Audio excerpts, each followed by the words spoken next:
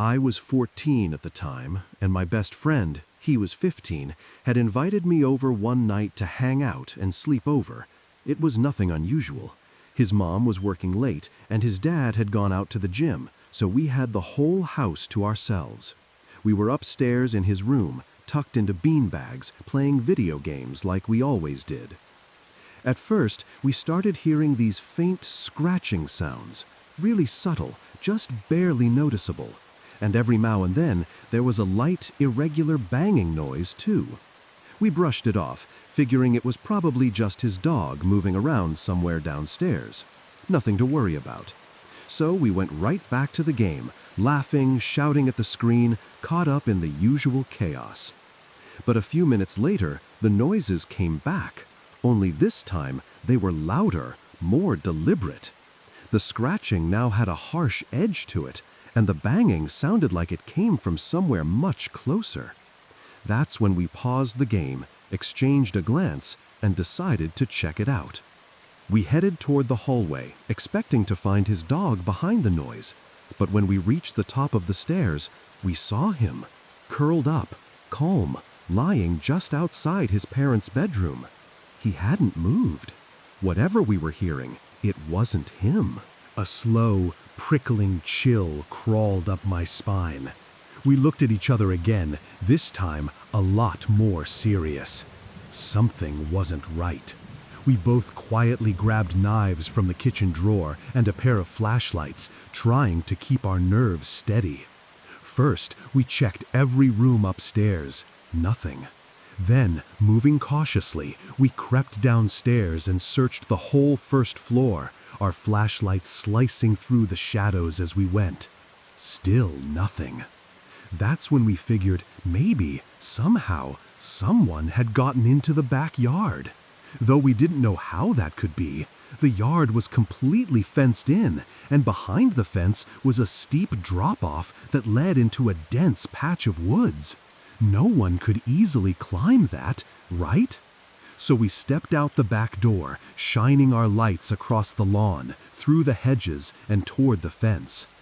Everything was still, completely still. Not ready to let it go, I suggested we check around the front of the house too, just to be sure. Maybe walk the perimeter. My friend nodded, and we split up. He went left, and I went right, slowly making our way around the fence. On the right side of the house, his fence connected with the neighbor's property. I reached the junction and was about to call out when I noticed my friend up ahead. He wasn't moving.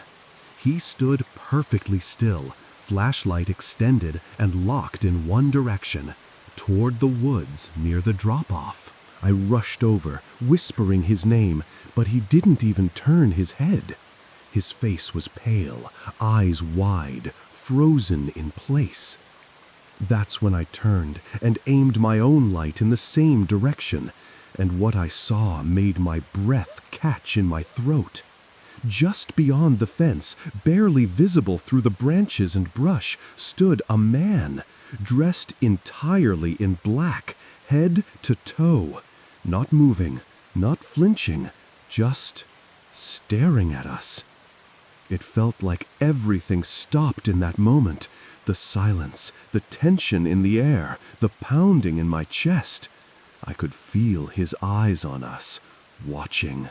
"Run!" I yelled, my voice cracking from the fear. And we did. We didn't look back. We sprinted into the house, locked every door behind us, and called 911 with shaking hands.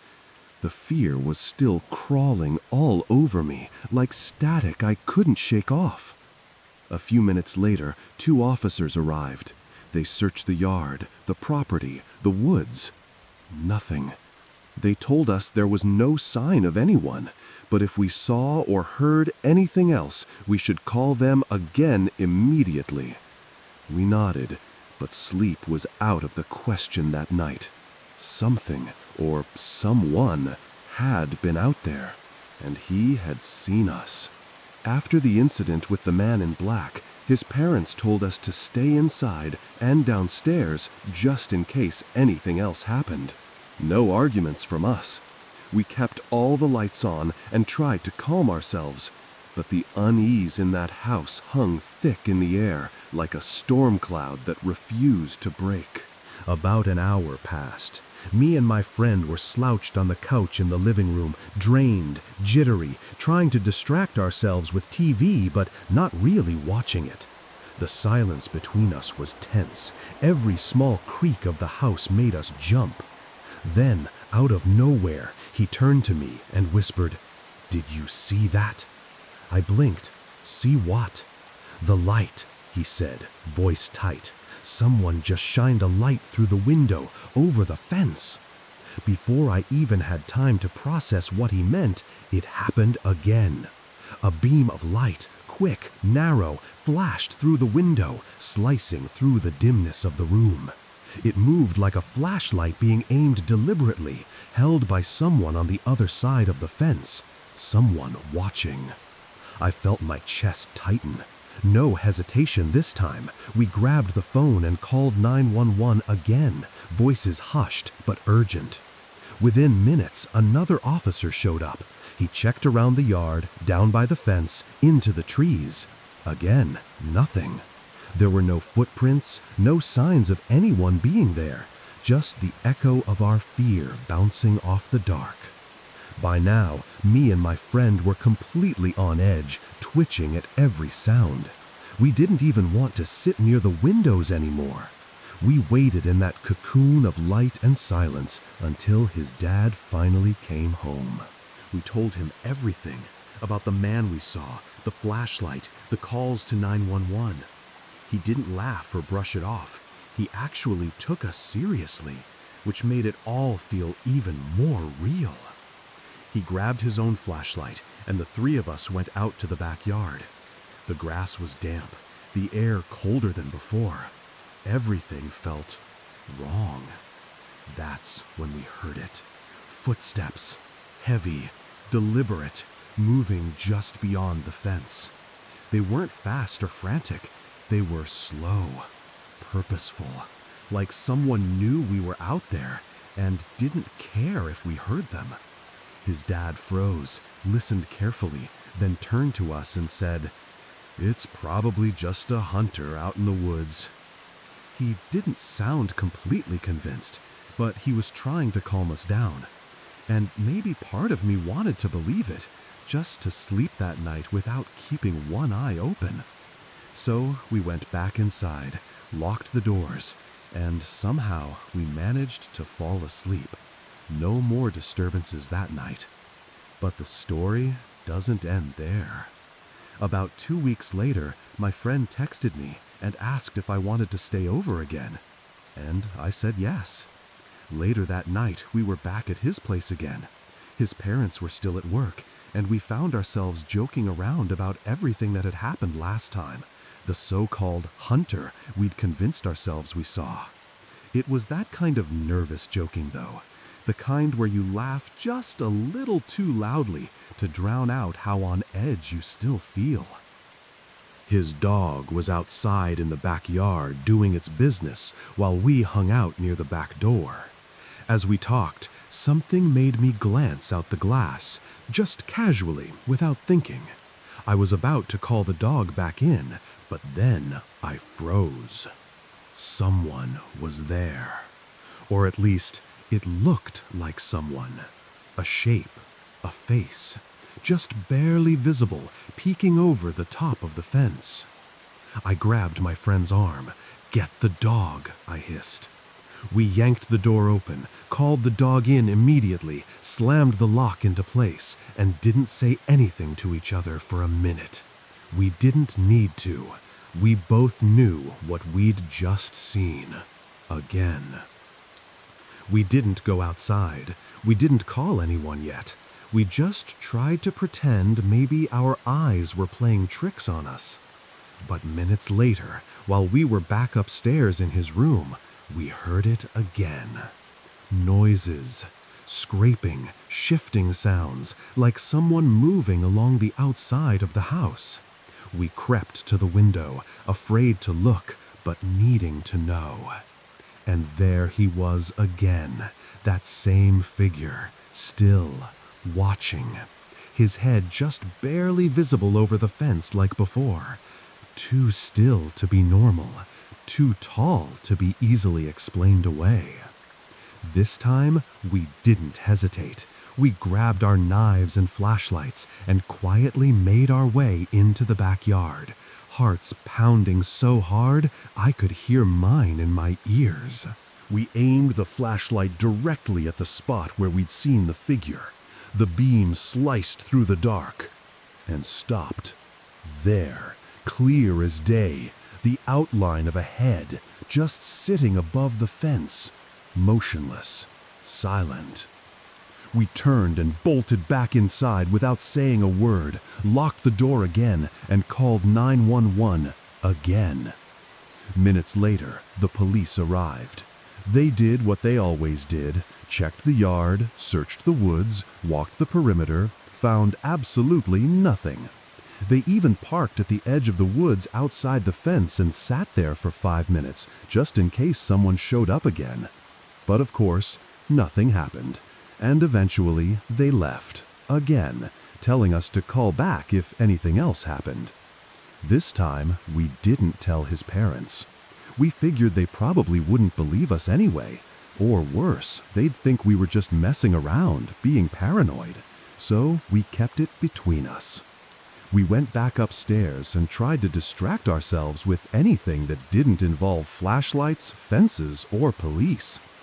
But about 2 hours later, all hell broke loose.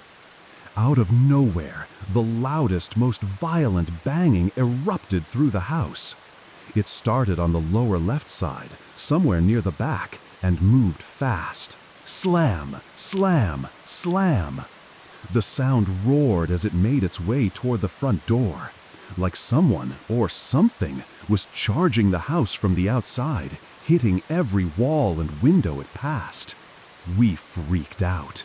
There was no more trying to stay calm, no more pretending we weren't scared. We grabbed the dog and sprinted into his parents' room, slamming the door and dragging a dresser in front of it. We found his dad's gun, loaded and locked in a drawer, just in case. Then, with shaking hands, we called 911 again. The police arrived, again, and just like every time before, they found no one. No footprints, no damage, no evidence that anyone had even been near the house. And once again, they left. That was the last time anything happened. Whatever it was, whoever it was, it stopped after that night. But to this day, we still talk about it, still think about it, still feel that fear creeping back in whenever we hear something outside at night. And we still don't know who or what was behind that fence.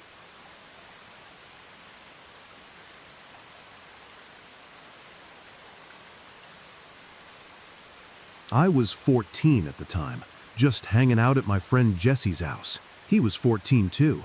We were sprawled out in the living room, controllers in hand, fully locked into a heated session of Call of Duty. His parents were gone for the night, which meant we had the place to ourselves, and we were definitely taking advantage of it. Yelling over each other, blasting the volume, and downing junk food like we hadn't eaten in days. It was the perfect kind of chaotic.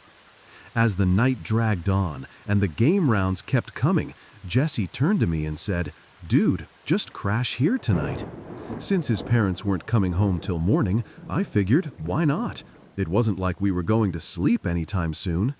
At some point, Jesse went upstairs to use the bathroom. I decided it was a good time to sneak in a quick phone call to my mom and let her know I'd be staying over. Didn't want to shout that across the house with Jesse around, just wanted to do it quietly. So I headed downstairs, stepped into the hallway where it was a little more private, and gave her a quick call. It didn't take long, just a minute or two, and when I came back upstairs, Jesse was already back from the bathroom. He was standing in the hallway, frozen, staring at me. I slowed down. His expression was weird, confused, and tense, like he was trying to make sense of something that didn't add up. "What's wrong?" I asked. He didn't answer right away. He just kept staring at me like I'd walked in from the wrong direction. "I thought you were upstairs," he finally said, his voice low and uneasy. "I thought I heard you in the room next to the bathroom, like someone was in there." I felt a cold flicker of unease crawl across the back of my neck. "No," I said slowly. "I was downstairs. I called my mom, just got back up." He didn't say anything for a second. He just turned his head slightly, looking back toward the top of the stairs, toward the room he thought he heard me in. His face stayed tight, eyes fixed on that dark hallway, like he was waiting to hear it again. He didn't say a word. He just turned and started walking back upstairs. I followed him, my footsteps quieter now, the energy in the house noticeably heavier. When we reached the top, Jesse paused in front of the closed bedroom door, the one right next to the bathroom. He leaned in slowly, pressing his ear against the wood, his body stiff and alert. I held my breath, trying to hear whatever he was listening for.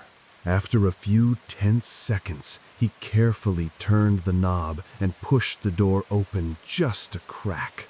We both leaned forward and peeked in. The room was dark, but there was just enough ambient light spilling in from the hallway to scan across the furniture and floor. Our eyes darted from corner to corner, searching for any sign of movement, anything out of place. But we didn't see anything. Jesse pulled the door shut again, a little more firmly this time, and exhaled. I gave him a slight nudge and said, "Dude, you're being paranoid." He didn't argue, just nodded like he wanted to believe I was right. We went back downstairs and flopped onto the couch again, trying to pick up where we'd left off. The game resumed, volume turned back up. Gunfire and shouting filled the room as we got lost in the match. For a little while, it felt normal again. But then, the match ended. The screen shifted to the loading screen, and with it came the sudden silence. That eerie, empty quiet that always seemed louder than any noise. That's when it hit us. Both of us looked at each other at the same time. Neither of us said anything. Jesse's eyes widened just slightly. Then, slowly, he reached for the remote and hit the mute button. Now there was silence from the TV, and from us, but not from upstairs. From somewhere above, back in that same bedroom, we both heard it. Grunting. Not loud, but unmistakable. Low, strained, almost like someone trying to hold their breath but failing, like they were shifting their weight or adjusting where they were hiding. The sound sent a jolt through my chest, but just as suddenly as it started, it stopped. The silence upstairs returned, perfectly in sync with the silence down here. We didn't speak for a second, frozen, every muscle locked in place. Then Jesse leaned toward me and whispered, barely audible, "Someone's up there." I nodded slowly, too scared to say anything back. "They must have stopped making noise when the TV went quiet," he added. "They knew we could hear them." My skin crawled. Every hair on my arm stood on end.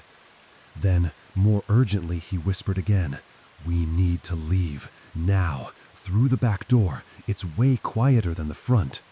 I didn't argue. No more checking, no more waiting. We stood up, hearts hammering in our chests, and crept toward the back door. Each step careful, deliberate, avoiding every creaky board we could. Then we slipped outside into the night. The second we stepped outside, Jesse pulled out his phone and started dialing the police. His voice was shaking as he spoke, trying to explain everything that had just happened.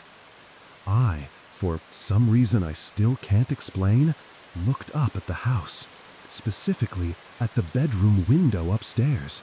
That same window, the one right next to the bathroom.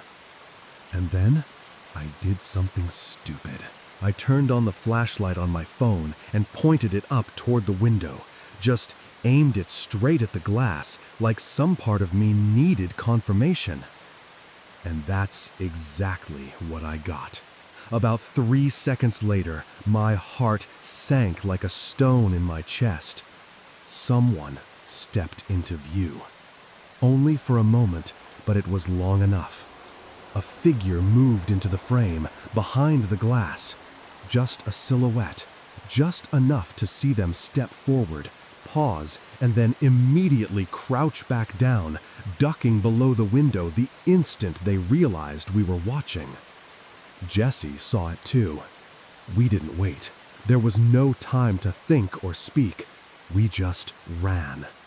Took off, full sprint down the block, adrenaline in full control, feet slamming the pavement in pure panic.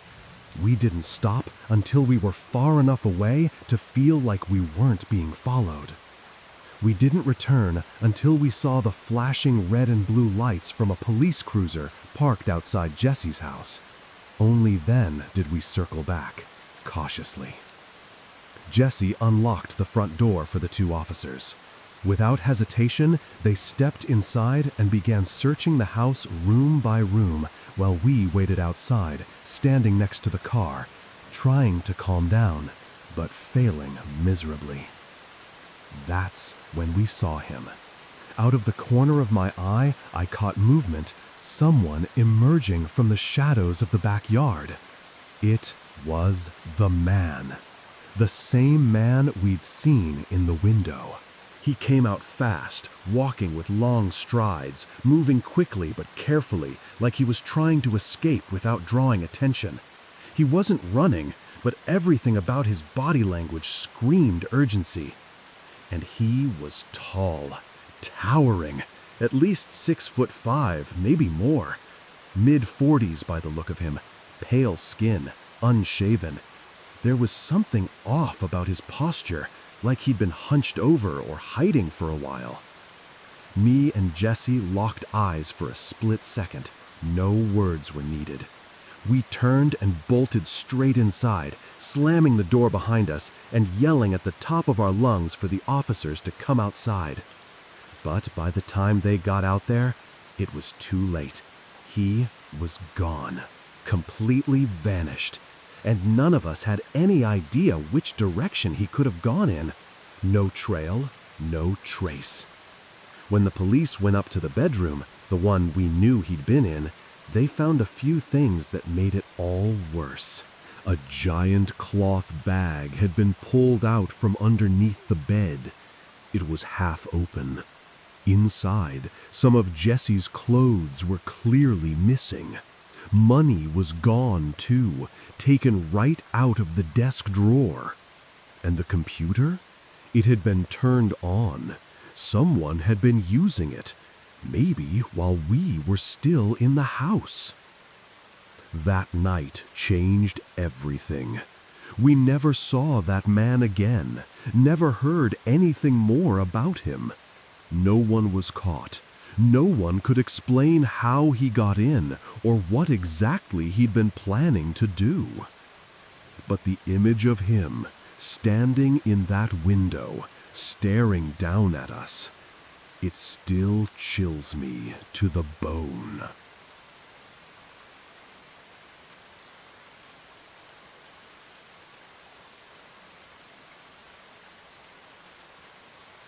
This happened during the summer of 2008. I was 12 years old, spending the night at my friend Calvin's house. The memory's a little foggy around the edges. I can't recall every single detail, but I do remember that his family came home unexpectedly early that evening. The house suddenly got noisy, a little chaotic, and Calvin and I were kind of in the way. So we came up with this cute little plan, something that felt like an adventure at the time. We decided to pitch a tent out in his backyard and camp there for the night, just for fun. It was warm out, the skies were clear, and we figured, why not? Setting up the tent didn't take long, maybe 15 minutes tops. Calvin's backyard had one of those small night lights that stayed on after dark, giving off a soft orange glow, just enough for us to see what we were doing without needing flashlights. Beyond his backyard fence, though, was nothing but trees. About 100 yards of dense forest stretching out into darkness. We lived out in the country, in rural New Jersey, so big patches of woods like that were normal. But that night, for some reason, it felt bigger, deeper. After goofing around inside the tent for a while, laughing about random stuff and whispering about dumb things, Calvin reached out and flipped off the nightlight from its switch by the back steps. And just like that, the backyard dropped into near darkness. We laid back in our sleeping bags and tried to fall asleep. Now, I don't know how other people are, but I cannot sleep in sleeping bags, or anywhere that isn't my own bed, really. I tossed and turned for hours, trying to get comfortable, the thin layer of fabric beneath me crunching every time I moved. The harder I tried to sleep, the more restless I became. It had to be at least 3 hours in. That's when I heard it. A sound, faint at first, almost too soft to notice. It was this light, rattly, creaking noise, like something brushing against the wooden fence that marked the edge of the yard. A brittle sound, like wood shifting or being nudged. It immediately gave me chills. I froze in place, listening hard, hoping it was just the wind. My first instinct was to wake Calvin, but I hesitated. What if it really was just the wind? I didn't want to seem paranoid. Still, the sound was wrong.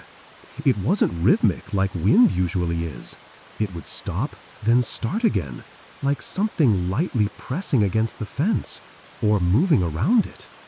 I lay there, stiff as a board, trying to convince myself it was nothing. It was a bit breezy out. Trees swaying, maybe the fence shifting slightly. Rural areas get all kinds of weird nighttime noises, right? But I couldn't shake it. I was the only one awake. Calvin was breathing softly beside me, completely out. Meanwhile, I was stuck in the dark, half buried in a sleeping bag I couldn't get comfortable in, while something creaked and moved just beyond the thin fabric walls of the tent. Time felt slow. I rolled around, trying to ignore it, but the sound only grew more persistent. 3 hours of silence and restless tossing, suddenly followed by this constant, unnatural noise. It was too weird, too steady, and no matter how much I tried to rationalize it, I couldn't stop the feeling crawling up my spine. I was getting seriously freaked out. Lying there in the dark, with that strange creaking sound still faintly echoing from beyond the fence, I started to feel something else creeping up on me. The urge to pee. Of course. I didn't want to go out there alone, not while that noise was still going on. I didn't care how silly it sounded. I wasn't stepping 1 foot outside the tent unless Calvin was awake. So I reached over and nudged him. "Calvin," I whispered, "wake up." He groaned, rolled over lazily. "What?" "Just listen," I said, my voice barely above a breath. "That noise, you hear it?" He lay there for a second, squinting at the thin tent wall, then shrugged. "It's probably just the wind," he mumbled, brushing it off. Still, now that he was awake, I felt a little better, just enough to convince myself I'd be fine stepping outside for a minute. I unzipped the tent slowly, the nylon crackling under my fingers, and poked my head out. Instinctively, I turned toward the direction the noise had been coming from, but I couldn't see anything. It was too dark, just a shadowy blur of trees and fence line. I stepped out fully and made my way across the yard, my bare feet brushing through the cool grass. I reached the switch by the back steps and flicked the nightlight back on. And that's when I saw it. Someone was at the fence, leaning against it, head down, one shoulder pressed forward, like he was trying to push it. His posture was unnatural, slouched, heavy, and he didn't move when the light came on, just stood there, motionless, like some twisted statue stuck between thoughts. My breath hitched in my throat. I turned the light off instantly, plunged the yard back into darkness. Then I bolted. I practically dived back into the tent, my heart thudding so loudly I could barely whisper. But I managed to lean close and hiss, "Calvin, someone's out there, at the fence. I saw him." He didn't question me this time. He just froze. We both did. And that's when we noticed. The noise had stopped. It was dead silent now. That only made it worse. I told Calvin, panicked, that he should call his house phone, quietly, maybe wake his parents up without alerting whoever or whatever was out there. But Calvin shook his head. "No," he whispered, "we just run. We go for the back door. Now." I nodded. He moved to the front of the tent and started unzipping the flap as slowly, as quietly as possible. The sound felt way too loud in the silence, but he kept going. Then he gently pulled it open and pushed through the opening. And the moment he stepped out, he screamed. Not a yell, not a shout, a pure, panicked, terrified scream. I didn't wait. I launched myself out of the tent and sprinted straight for the house, legs pumping, breath ragged, never looking back. We made it through the back door, slammed it shut, and locked it in one motion. Once we caught our breath, I turned to him, my chest still heaving. "Why did you scream like that?" I asked. His answer made my skin go cold. "There was someone standing right next to the tent," he said, "on the side. He was just standing there. I could have touched him. He was that close." That night, we didn't go back outside, not even to check. We stayed in Calvin's room upstairs, lights on, door locked. But even then, with the window cracked open to let in the warm summer air, I could still hear it. That same creaking. Faint, but there. Like the wooden fence was being pushed over and over again. And every time I got up to look out the window to see if maybe someone was still out there, there was nothing. Just the trees. Just the dark.